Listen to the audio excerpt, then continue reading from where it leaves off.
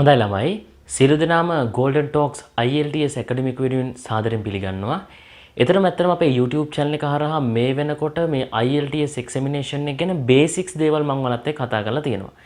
ඇත්තටම අද දවසේ ඉතාමත් වැදගත් දෙයක් කතා කරන්න especially මේ IELTS examination එකේ beginner කෙනෙක් විදියට. එතකොට ගොඩක් වෙලාවට දැන් මේ දවස්වලත් මමත් ක්ලාසස් කරනවා. මගේ ක්ලාසස් ගොඩක් යනවා. ඒතර ඇත්තටම මේ දවස්වල ලංකාවේ තියෙන වාතාවරණයත් එක්ක IELTS academic කියන examination එක වගේම IELTS general කියන examination එක ගොඩක් කට්ටිය කරනවා. මාත් සමගත් සම්බන්ධ වෙලා කට් වැඩ කරනවා. ඔයාලා දන්නවා සාමාන්‍ය examinations ගත්තාම ඒ කියන්නේ IELTS වල තියෙනවා reading, writing, ඊළඟට speaking, listening කියලා ටෙස්ට් වගේක්. ඒතර මේ ටෙස්ට් අතර මේ listening කියන එක සහ speaking කියන එක ජෙනරල් කට්ටිය සහ ඇකඩමික් කට්ටියට එක හා සමානව යන්නේ. එතකොට මම දැන් චුට්ටක් කතා කරනවා මේ listening exam එකේදී ඒ කියන්නේ listening exam එකට කලින් අපි ready වෙනකොට ආරම්භයේදීම කරන්න ඕන දේවල් ටිකක් ගැන. එහෙනම් අද දවසේ අපි කතා කරන්නේ IELTS අලුතෙන්ම පටන් ගත්ත කට්ටියට සහ පටන් ගන්න හිතාගෙන ඉන්න කට්ටියට. එතකොට සාමාන්‍යයෙන් ගොඩක් අය කියන දෙයක් තමයි මේ listening test එක තමයි ගොඩක් කට්ටිය අමාරුයි කියලා කියන්නේ. විශේෂයෙන්ම මාට කැනඩා වගේ යනවා නම් සමහර අවස්ථා තියෙනවා එයාලා IELTS වල listening වලට 8 ඉල්ලනවා. එතකොට මේ listening කියන එක ඔයා හොඳට හදාගෙන තියාගන්න ඕනේ. ඒතර මතක තියාගන්න සාමාන්‍යයෙන් ඕනෑම මිනිහෙක් ගත්තොත් එයාගේ listening කියන skill එක ගොඩක් වැඩි අපි speaking කියන එකටත් වඩා. එතකොට මම මේ අද දවසේ කතා කරන එක හරියට ඔයා ඉගෙන ගත්තොත් ඒක ඔයාගේ speaking test එකටත් ගොඩක් වැදගත් වෙයි. ඒතර බලන්න guys සාමාන්‍යයෙන් ගොඩක් වෙලාවට කට්ටිය කරන දෙයක් තමයි ඉස්සරෝම මේ IELTS සම්බන්ධ වුණාම සමහර ක්ලාසස් වල වෙන්නත් පුළුවන්. එහෙම නැත්නම් self studies කරන කට්ටිය ඉස්සරෝම ටෙස්ට් ටික අරගෙන නැත්නම් books ටික අරගෙන ඒ නැත්නම් online test කරනවා. ඒ වගේ දේවල් කරනවනේ. හැබැයි ප්‍රශ්නේ තියෙන්නේ ඒ හැම එකක්ම ඔයා සාමාන්‍යයෙන් කරන්න අවශ්‍ය වෙන්නේ ඒ කියන්නේ අපි online හරහා ඕනතරම් ඔයා IELTS වල listening test අහලා ඇති බලන්න ඒ හැම එකම වගේ තියෙන්නේ මේ native speakers ලගේ voice එකෙන් තියෙන්නේ. native speakers ලා තමයි කරන්නේ. එතකොට මතක තියාගන්න ඔයා හරියට familiar නැත්නම් මේ native speakers ලගේ pronunciations එක්ක ඔයාට ලැබෙන්නේ අඩු ලකුණු ප්‍රමාණයක්. ඒ නිසා සාමාන්‍යයෙන් මම මගේ ස්ටුඩන්ට්ස් ලාට කියන දේ තමයි ඉස්සරෝම දැන් full course එක පටන් ගත්ත ගමන්ම මම listening test කරන්නේ නැහැ. ඒකට ටික දවසක් මම ගන්නවා. එතන මුල් දවස්වල මම කියන දෙයක් තමයි ඔයාලටත් මම මේ ටිප් එක කියන්නම්.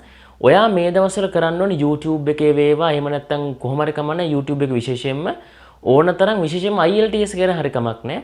ඔය native speakers ලගේ පොඩි පොඩි විනාඩි 5 10 වීඩියෝස් තියෙනවනේ. අන්නේ වීඩියෝස් නිතර නිතර බලන්න කියලා මම කියනවා. දැන් ඔයාලා ගොඩක් වෙලාවට ජොබ්ස් කරන අය නිසා වෙන විනෝද වීඩියෝස් කියන්නේ funny videos entertainment ඊළඟට traveling වගේ බලන්න වෙලාවක් නැත්නම් ගොඩක් හොඳයි IELTS ගැනම තියෙන වීඩියෝස් බලනවා. එතකොට ඔයාලට IELTS examination එක ගැන දැනුම ලැබෙනවා වගේම ඔයාට මේ listening කියන එක හරියට practice වෙනවා විශේෂයෙන් මේ pronunciation එක ඔයාට familiar වෙනවා. එහෙම නැත්නම් ඔයාට time එක තියෙන කෙනෙක් නම් ගොඩක් වෙලාවට ඔය traveling එහෙම නැත්නම් food වගේ videos බලන්න පුළුවන්.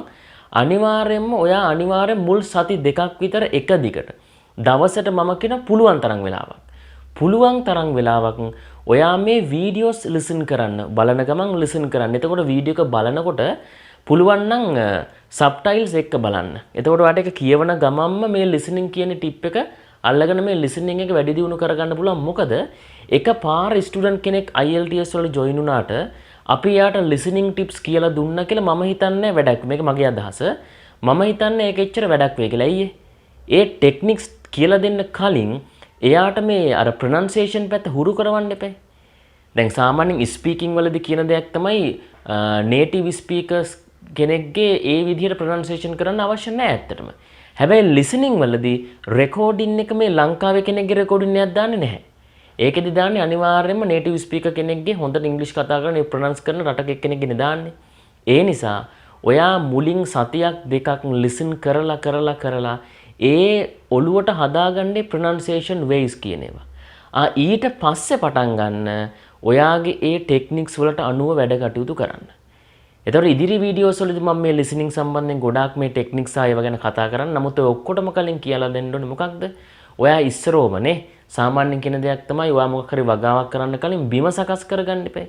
ඒ වගේ IELTS වල listening කියන examination එකට face කරන්න ready වෙන්න කලින් ඔයාගේ land එක එහෙම නැත්නම් ඔයාගේ ඇත්තටම කියනවා land එක වෙන්නේ අපේ mindset එක.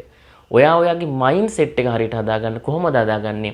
පුළුවන් තරම් දවසට වැඩි වාර ගාණක් ඉංග්ලිෂ් ලිසන් කරන්න. එහෙනම් ළඟදිම අපි ඊළඟ වීඩියෝ එකත් එක්ක හම්බෙමු. ඔයා තාම මගේ YouTube channel එක subscribe කරේ නැත්නම් අනිවාර්යයෙන්ම subscribe කරන්න.